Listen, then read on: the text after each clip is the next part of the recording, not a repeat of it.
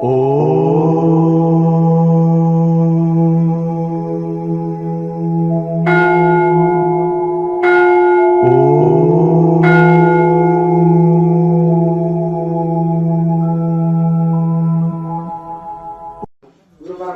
అందించి మళ్ళీ యోగాన్ని వ్యాప్తి చేయడం కోసము భగవంతుడే మన ఒక గురు పరంపరని పంపుతుంటాడు. కనుక ఇప్పుడు ఈ యొక్క శాస్త్రీయమైన పద్ధతి కనుక ఫ్లైట్ లో కూర్చుంటే కాశీకి గంటలో వెళ్తాము, నడుచుకుంటూ వెళ్తే 6 నెలలు పడుతుంది. ఈ ఫ్లైట్ లో వెళ్ళే మార్గమే క్రియాయోగం. కనుక మనము నాభిక్రియ తర్వాత జ్యోతి ముద్ర వేస్తే మనలోని ఆత్మ చైతన్య జ్యోతిని దర్శనం చేసుకోగలుగుతాం. తిరిగి తర్వాత మనం ధ్యానం చేస్తే అనంతమైన శాంతిని ఆనందాన్ని అందుకొని మనోలయం జరుగుతుంది. జ్యోతి ముద్ర వేసిన తర్వాత ధ్యానం చేస్తే మనోలయం జరుగుతుంది.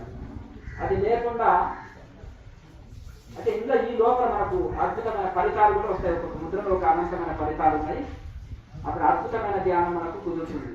ఇవన్నీ లేకుండా ఊరికి మనం ధ్యానంలో కూర్చోవాలని ట్రై చేసినాం అనుకోండి, ఏమొస్తే నాడీ మండల శుద్ధి లేదు, ఆసన స్థితి లేదు, శరీరం ఎక్కువసేపు కూర్చోలేదు, కాళ్ళ నొప్పి వచ్చే, నడుము వారిపాయ, ఇటు అటు వారిపాయ. దీంతో మనకేమొస్తుంది? నిద్ర వస్తుంది. మంచి సుఖమైన నిద్ర మాత్రం తప్పకుండా వస్తుంది.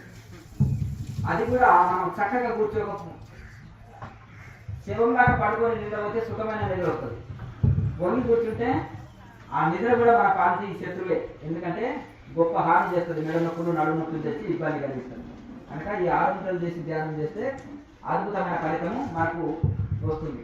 కనుక ప్రతి ఒక్కరు కూడా మనకు గురువులు చాలా విశాలమైన హృదయం కలిగిన వాళ్ళు, చాలా దూరదృష్టి కలిగిన వాళ్ళు ఈ యొక్క అటయోగ, రాజయోగ, మంత్రయోగ, లయయోగంలోని సముద్రం లాంటి యోగంలోకి వెళ్ళి మనకు కడవరి పెరుగులోకి వెళ్ళి పిడికలు వెన్న తీసిచ్చినట్టుగా మనకు ఈ యొక్క క్రియాయోగాన్ని అందించాలి. పిడికలు వెన్న తింటే కడవరి పెరుగు తాగవలసిన కష్టం లేదు. ఆ యొక్క సారమంతా ఆ శక్తిని మనము అందుకుంటాం. ఇక అమృతము అనే క్రియాయోగం తాగిన తర్వాత ఇక జావా, అంబలి, కిచిడి, బిర్యానీ అవసరం లేదు. అమృతం తాగిన తర్వాత అయిపోయాయి. కనుక అమృతమే అయిపోతాం.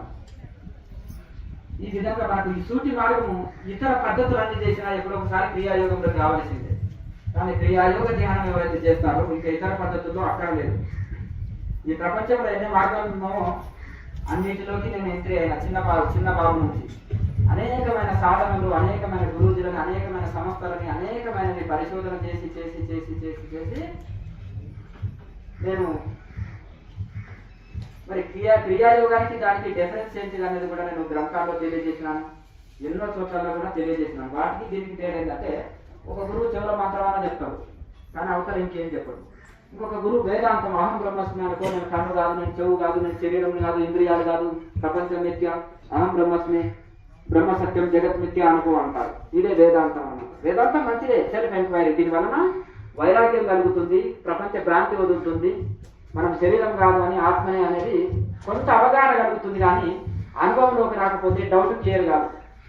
అవునో కాదు, మరి జగం ఉంటే కనిపిస్తుంది, శరీరం లేదంటాడు, మిథ్య అంటాడు. శరీరం మిథ్య, ఆత్మ సత్యం, శరీరం మిథ్య అంటున్నాడు. శరీరం మిథ్య అయితే కనిపిస్తుంది కదా అని మనకు ఇవన్నీ డౌట్స్ ఉంటాయి. అంటే ఇది కొన్ని రోజులు ఉంటే కొన్ని రోజులు ఉండద్ది, అసలు దేని దాని కిందకే లెక్కేశారు.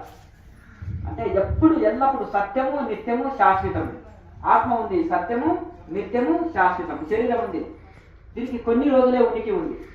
ఒకప్పుడు లేదు శరీరం, ఇప్పుడు ఉంది, రేపు ఉండదు. కనుక ఇది లేనిదే. అట్లా ఆ విధంగా ఇట్లా విచారణ కూడా మంచిదే. కానీ కేవలం అన్నవన్నం అంటే ఆకలిపోదు. విచారణతోటి అహం బ్రహ్మస్మి అనుకుంటే బ్రహ్మస్వరూపం అయిపోదు. కనుక ఇంకా కొందరు యోగాని విపరీతమైన ఆసనాలు ఇవి చేయిస్తున్నారు. సరే, ఆరోగ్యం బాగుంటుంది, దాంతో కూడా ఏం పెద్ద నష్టం ఏం లేదు. కానీ పూర్తి స్థాయి ఫలితం మనము పొందలేము. కనుక భక్తి యోగం అని చాలా మంది ఏంటంటే మానవులు చేస్తారు, ఉపవాసాలు ఉంటారు, గుళ్ళ చుట్టూ తిరుగుతారు, గోపురాలు నిలుస్తారు, పారాయణాలు చేస్తారు, పూజలు చేస్తారు, మనసు మాత్రం నిలుస్తలేదు స్వామి అంటారు. మాల చేతిలో తిరుగుతుంది, 4 నోట్లో తిరుగుతుంది, మనసు మాత్రము దేశం అంతా తిరుగుతుంది. అంతేనా? తిప్తారు కదా మాల కబీర్ దాస్ అంటారు, మీ మనసు తిప్పండి పరమాత్మ వైపు. కనుక ఆ మనసు తిప్పే మార్గమే క్రియాయోగం. క్రియాయోగం అంటే ఆసనాలు లేకపోతే ఇది కాదు. క్రియాయోగం మెడిటేషన్, ప్రాణాయామతో కూడిన మెడిటేషన్. మరి బండిని, టీవీని ఎట్లా కంట్రోల్ చేస్తారు మీరు? రిమోట్ తోటేనా? రిమోట్ తోటి ఇలా కూర్చున్న దగ్గర నుంచే అక్కడ ఉండే టీవీని కంట్రోల్ చేస్తారు. వెహికల్ని ఎట్లా కంట్రోల్ చేస్తారు? స్టీరింగ్ తోట, బ్రేక్ తోటే కదా కంట్రోల్ చేసేది, అంతేనా? అట్లా కనుక ఆ విధంగా మనము బ్రేకులు లేని బండి గమ్యం చేరుకుంటారా? ఎక్కడ పడిపోతుందో తెలియదు. గుర్రానికి కళ్ళెం ఎందుకు వేస్తారు? కళ్ళెం లేకపోతే గుర్రం వింటారా? తీసుకుపోయి ఎక్కడో దగ్గర కింద పడేస్తుంది, అంతేనా కదా? అలాగే రిమోట్ తోటి టీవీ కంట్రోల్ చేసినట్టుగా ఈ మనసుని ప్రాణాయామతోటి కంట్రోల్ చేయొచ్చు అని ఋషులు మనకి ఈ టెక్నిక్ అందించారు. ప్రాణాయామ లేకుండా బ్రహ్మదేవుడికైనా మనసు నిలవదు. బ్రహ్మదేవుడు ఎట్లా పెట్టాడు? మనసు బహిర్ముఖం చేసి పెట్టాడు. పూర్వమైన సృష్టిని చేశాడు. అందరు అంతర్ముఖమై జన్మించి ఋషులుగా మారిపోయారు. సనకసనందనులు, నారదాదులు వీళ్ళంతా కూడా ఋషులుగా మారిపోతే నా సృష్టి సాగదని, తరకింతులుగా తపస్సు చేసినా మనసు నిలవద్దని బ్రహ్మదేవుడు ఏం చేశాడు? ఈ మనసు వద్దన్నదే కోరుతుంది. ఏది నీకు షుగర్ ఉందనుకో తీపే తినమంటది, అంతేనా కదా?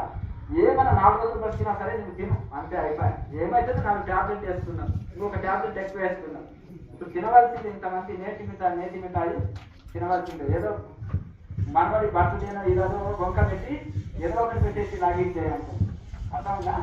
అట్లా కనుక మనసు వద్దన పనే చేస్తుంది. మనకు మేలు చేసేది ఒక జ్ఞానులకే మనసు చెప్పినట్టు జాతిలా, కానీ సామాన్యులకు వద్దన పని వినోదంటే వింటది. చిన్నపిల్లలు ఎవరన్నా అది వినకు, ఇది చూడక అక్కడ పోకంటే అదే పని మనం తప్పకుండా చేస్తుంది. ఈ మనసు కూడా చిన్నపిల్లలు లాగా ఇది వద్దన పనే చేస్తుంది. మనకు మేలు చేసే పని ఏది లేదు, మనకు నష్టం కలిగించే పని ఎక్కువ చేస్తుంది. బుద్ధి చెప్తుంది, హెచ్చరిస్తుంది, మీకు కీడు చేస్తుంది, మీకు హాని చేస్తా అని బుద్ధి హెచ్చరిస్తుంది లోపల. కానీ మనసు ఇలా డామినేషన్ చేస్తుంది బుద్ధిని. బుద్ధి ఏమో మనకు మేలు కలిగించేది. బుద్ధి మాట అయినా అది వద్దన్నది ఉడుకోవాలి, చేయమన్నది చేయాలి. కనుక ఈ విధంగా ఉద్దాన పని చేస్తుంది. మనసు బహిర్ముఖం చేసి భగవంతుడు మనని జీవులను పుట్టించాడు. కనుక ఇంత వెంపర్లాట, ఇంత శ్వాస టెక్నిక్ వలన మనసు అంతర్ముఖం చేసుకోగలిగితే అందరూ ఇంకా మహర్షులు. మనసు వశం అయితే మహర్షులే అయిపోతారు. మనసు వశం ఉన్న వాళ్ళే మహర్షులు, శ్వాస వశంలో ఉన్న వాళ్ళే ఋషులు. కనుక ఆటోమేటిక్గా ఈ యొక్క ప్రాణాయామ టెక్నిక్ తోటి మనసే శ్వాస, శ్వాసే మనసు. మనసుని కంట్రోల్ చేస్తే, విచారణతోటి మనసు కంట్రోల్ చేస్తే శ్వాస కంట్రోల్ అవుతుంది. ప్రాణాయామ ద్వారా శ్వాసని కంట్రోల్ చేస్తే మనసు కంట్రోల్ అవుతుంది. ఈ రెండింటికి లింక్ ఉంది. వాయువు యొక్క అంశ మనసు. కనుక అగ్ని యొక్క తత్వము కన్నులాక ఈ యొక్క మనసు కూడా వాయువు తత్వము. కనుక ఆ వాయువుతోటే ఈ ప్రాణశక్తితోటే మనము శక్తి పొందుతున్నాం. యోగులు ఎట్లా శక్తి పొందుతున్నారు? అందరికీ తింటే శక్తి అయితే యోగులు ఈ ప్రాణశక్తితోటే శక్తి పొందుతున్నారు. వాళ్ళ పనులు వాళ్ళు చేసుకోగలుగుతున్నారు. నిరాహార యోగులు మరి ఎట్లా జీవిస్తున్నారు? కనుక ఈ యొక్క ప్రాణశక్తిని తీసుకొని వాళ్ళు, మొక్కలు కూడా ప్రాణం తీసుకుంటాయి, ఆక్సిజన్ తీసుకుంటాయి కదా. ప్రతి దాంట్లో ఈ యొక్క మనము ఈ యొక్క ప్రాణాయామం వలన మనసుని ఎప్పుడైతే నిలకడ చేయగలిగినామో, మనసు అంతర్ముఖమైతే ఇక్కడ మిగిలేదంతా ఆనందమే. మనసు బహిర్ముఖమైతే మిగిలేదంతా దుఃఖమే. మనసు ప్రపంచంలోకి వెళ్ళింది అనుకో, మిగిలేదేంటి? దుఃఖమే. పోల్చుకుంటుంది, ఇది కావాలి అది కావాలంటే మిమ్మల్ని ఇబ్బంది పెడుతుంది. మనసు అంతర్ముఖమైంది అనుకో, ఇంకేమీ కోరదు. చెప్పినట్టు వినే మనసు ఎంత సుఖమో మనిషికి. చెప్పినట్టు వినే మనసే దుఃఖాన్ని కలిగిస్తుంది, చెప్పినట్టు వినే మనసే సుఖాన్ని కలిగిస్తుంది. అందుకనే మన ఏమో మనిషానం కారణం బంధం వచ్చేది. మనసే నీకు మోక్షాన్ని కలిగిస్తుంది, మనసే బంధాన్ని కలిగిస్తుంది. శుద్ధ మనసు, వశమైన మనసు మోక్షాన్ని కలిగిస్తుంది. అశుద్ధ మనసు, వశం కాని మనసు బంధంలో పడవేస్తుంది. కనుక మనం చేయవలసింది ఏం లేదు. విచారణతోటి, ప్రాణాయామ టెక్నిక్ ద్వారా, వైరాగ్యంతో చక్కగా యమనియమాలు పాటించి, విచారణతోటి నిరంతర వైరాగ్యంతో సాధన చేసినప్పుడు మనసు వశమవుతుంది. ఇప్పుడు అగ్నియాస్త్రాన్ని దేనితోటి చల్లారుస్తారు? వర్ణాస్త్రమే కదా, అంతే. అట్లా ఈ మనసు కూడా అగ్నిలో కట్టెలు వేస్తే మండుతూనే ఉంటుంది, ఇంకా అది చల్లారదు. మరి అగ్ని చల్లారాలంటే ఏం చేయాలి? నీళ్ళు కూడా చల్లనక్కర్లేదు. కర్రలు వేయకుంటే ఉండే వరకు సహజంగానే ఉన్న వరకు మండుతుంది, కర్రలు అయిపోయినప్పుడు చల్లారిపోతుంది, అంతే కదా. కోరికలు కోరుతుంటేనే అవి అనంతం, కోరకుంటుంటే అయిపోయాయి. ఇంకేం చేయనక్కర్లేదు. సింపుల్. మీరు సుఖంగా జీవించాలంటే ఏంటంటే కోరిక లేనివాడు కోటీశ్వరుడు, ఆశ లేనివాడు ఐశ్వర్యవంతుడు, కౌపీనవంత కడు భాగ్యవంత. అంటే ఇక దేని మీద నిజంగా సుఖంగా జీవించాలంటే తక్కువ కోరికలతోటి. ఇప్పుడు హిమాలయ ట్రెక్కింగ్ చేస్తున్నారు, పెద్ద లగేజ్ వేసుకున్నారు అనుకోండి, బ్యాక్ ప్యాక్ వేసుకుని వెళ్ళారనుకో, ఇంకా మీ అవస్థ నరకం అక్కడే ఉంటుంది. ఎక్కువ కోరికలతోటి మీరు సంసారం చేస్తారనుకో, అప్పుడు నరకం ఇంట్లోనే ఉంటుంది. తక్కువ కోరికలతోటి మీరు కుటుంబ జీవనం సాగించినంత స్వర్గం అక్కడే ఉంది, ఇంట్లో ఉంది. తన సంతోషమే స్వర్గము, తన దుఃఖమే నరకము.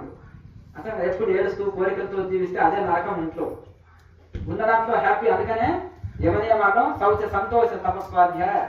శౌచ సంతోష అంటే ఎల్లప్పుడూ సంతోషంగా ఉండాలి సాధకులు. సంతోషంగా ఉన్న వాడికి ఏ కోరికలు అవసరం లేదు. ఇక ఇది లేదు అది లేదంటే వెళ్తే దుఃఖం. ఎప్పుడు హ్యాపీగా ఉండడం నేర్చుకుంటాం అనుకోండి, ఇంకా అంతకంటే ఏం కావాలి మనకు. కనుక పెద్ద యాత్రలో మనం పెద్ద పెద్ద కొండలు పర్వతాలని అధిరోహించినప్పుడు పెద్ద లగేజ్ తోటి ఎంత దుఃఖమో, ఈ జీవన యాత్రలో కూడా ఎక్కువ కోరికలతోటి అంత దుఃఖము. చిన్న లగేజ్ తోటి ఎంత ఈజీగా మనం యాత్ర వెళ్ళొస్తామో, అలాగే తక్కువ కోరికలతోటి మన జీవన ప్రయాణము అంత సుఖంగా సాగుతుంది. ఇప్పుడు ఉదయం సాయంత్రము ఒక గంట సమయం ఇవ్వండి. మిగతా రోజుల్లో మీ వ్యవహారాలు చూసుకోండి. సెలవు దినాల్లో ఎక్కువసేపు చేయండి, సాధన ఎక్కువ చేయండి.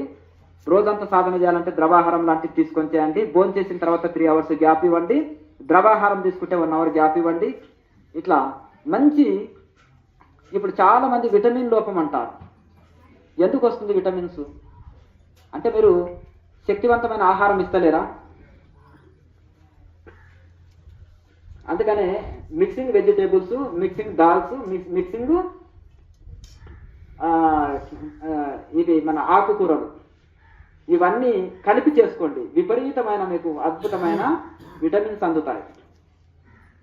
తేలిక ఆహారాన్ని, ఈ యొక్క ఆకుకూరలను ఎవరైతే ఎక్కువ 4-5 మిక్సింగ్ చేసి తీసుకుంటారనుకో, జీర్ణశక్తి విపరీతంగా పెరుగుతుంది. క్యాన్సర్ రోగం రాదు, రక్తము శుద్ధి అవుతుంది, కాళ్ళ నొప్పులు రావు, కంటి సూపు పెరుగుతుంది, గ్యాస్ ట్రబుల్ మలబద్ధకము రాదు, శరీరంలో నీరు చేరదు, అన్ని రోగాలు కంట్రోల్ వస్తాయి. ఓ 10 రకాల ఆకుకూరలు ఒక దగ్గర వేసి చేయండి ప్రయోగం. ఓ 10-15 రకాల కూరగాయలు ఒక దగ్గర వేసి చేయండి. ఎంత విటమిన్స్ అందుతాయో. ఏ విటమిన్స్ తక్కువ ఉన్నావో దానికి సంబంధించిన ఫ్రూట్స్ కానీ, వెజిటేబుల్స్ కానీ, డ్రై ఫ్రూట్స్ కానీ అవి ఎక్కువ తీసుకుంటే అయిపోయి. ఇంకా ట్యాబ్లెట్స్ తోటి అక్కడనే ఉండదు కదా. ప్రతిదీ డాక్టర్ లిస్ట్ రాయాలి. మన బాడీకి మనమే డాక్టర్ కావాలి. అట్లా మన శరీరం చెప్తుంది.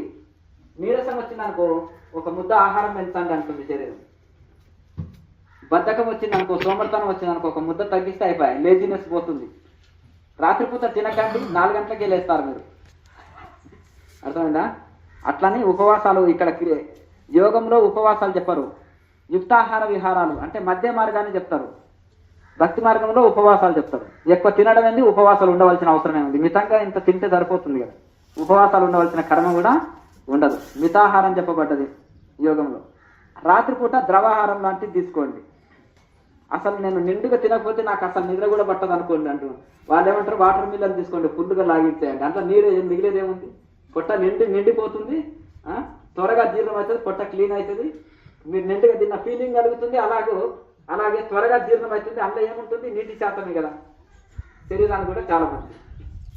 అట్లా నిండుగా తినండి, నాకు కష్టంగా ఉంది అన్నారు అనుకోండి, ఇట్లా మెల్లగా టెక్నిక్ మీద భోజనాన్ని కంట్రోల్ చేయొచ్చు. అట్లా ఆ విధంగా మనం సాధన ప్రారంభించుదాము. ఈ 6 ముద్రలు వేసి సాధన ఎవరైతే చేస్తారో అద్భుతమైన జ్ఞాన యోగం కుదురుతుంది. ఇప్పుడు సాధన ప్రారంభించుదాం. మేరుదండ మిటాడ నుంచి శరీరాన్ని ఫ్రీగా రిలాక్స్గా ఉంచి క్రియాయోగులకు ఎటువంటి కర్మకాండల కదిలి ఒక చరణాగతితోటి నిరంతరం ధ్యాన యోగం చేస్తే సరిపోతుంది. వచ్చి ఆజ్ఞ చక్రం నిలుపుకోండి.